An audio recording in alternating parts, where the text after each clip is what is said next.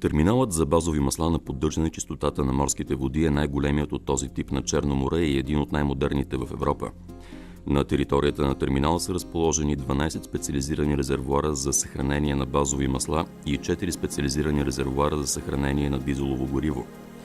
Високотехнологичното оборудване и модерната операторна зала осигуряват протичането на процесите да се извършва по всички съвременни изисквания. Помпеното помещение е оборудвано с съвременни зъбни помпи, които позволяват максимално да бъде уплътнен процеса по товаро-разтоварните дейности. Терминалът разполага с железопътна естакада, пригодена за едновременно товарене и разтоварване на 8 железопътни цистерни. Автоналивната естакада е оборудвана с отделни товарни ръкави. Това дава възможност за пълнене на дизелово гориво и базови масла по едно и също време. Терминалът осигурява възможност за пълнене и на флекси-танкове. На терминала се предоставят и следните корабни услуги.